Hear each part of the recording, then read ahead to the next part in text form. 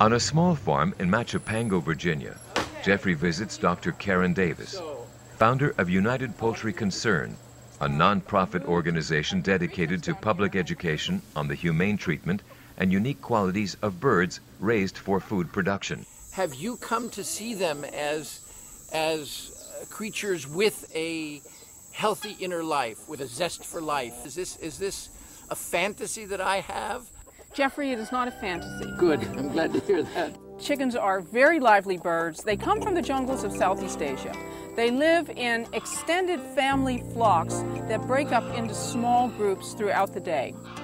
They like to dust bathe in the early to mid-afternoon, and also they take sun baths, which are also vital to their health and well-being, hygiene and proper nutritional health.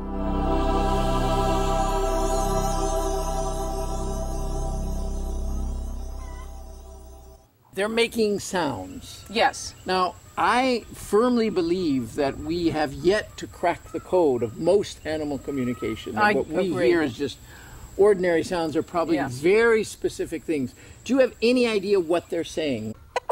Chickens are very vocal birds, and they would be calling to each other over large areas of space in the tropical forests where they come from.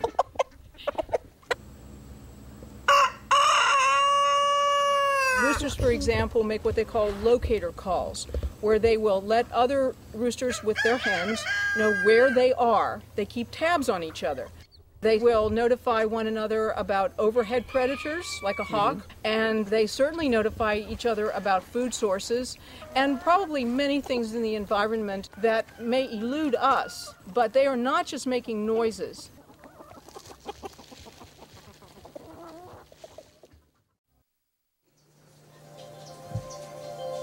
The further into his writing Jeffrey gets, the more he realizes that when referring to the emotions of farm animals, he has to take into account the effect their emotions have on our emotions.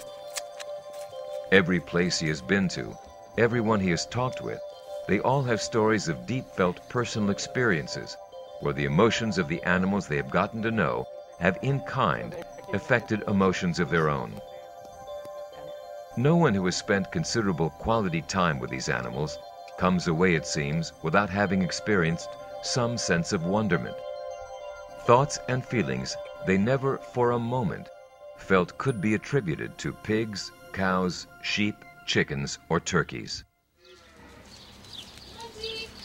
And when those who have lived the experience see it happening to others around them, it often becomes a magical moment.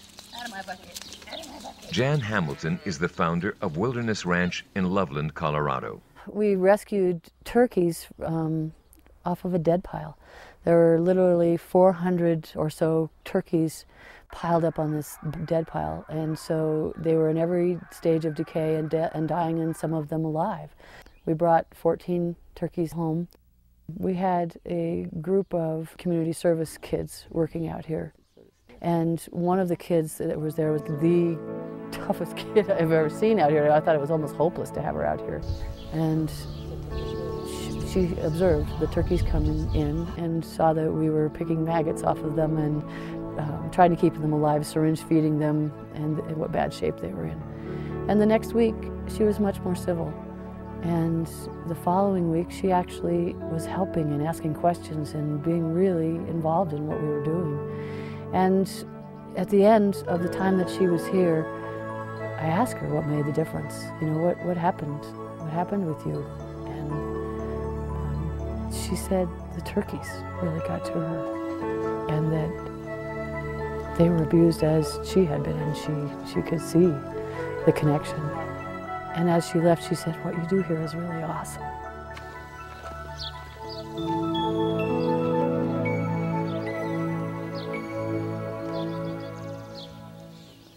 The reason that I do this is because I know that animals have feelings.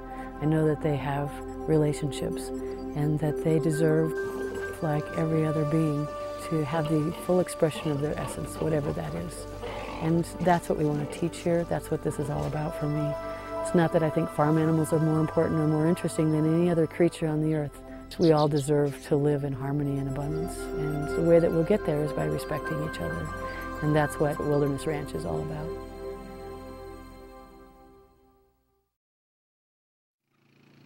From the day Jeffrey started to write this book, he was sure he'd learned just enough about farm animals over his lifetime to know where his research would lead him. Few times in his life, he admits, has he been so wrong. If I'm guilty of underestimating the ability these animals have to relate to us on such a profound emotional level, believe me, I am but one among millions. We accept dogs and cats into our lives so freely, so readily, so lovingly. Yet, after an entire year of traveling throughout the world, visiting farm animal sanctuaries, where for the most part these animals can just be themselves, I'm beginning to wonder how we came to discriminate between a pig and a dog, or a chicken and a cat. Where did it start, and why? There are no simple answers, no profound words of wisdom to impart here. All I can do as a writer is tell you, in as honest a manner as possible, my experiences and the stories of those who have dedicated their lives to bettering our understanding of these magnificent animals. The experiences I have had with farm animals are some I will never forget. Yet, these are my experiences. And just like me, on the day I began to research this book, experiences of your own are just a mouse click away. See for yourself. Somewhere near you is a place where you can go and meet a pig, a cow, a chicken, or a turkey.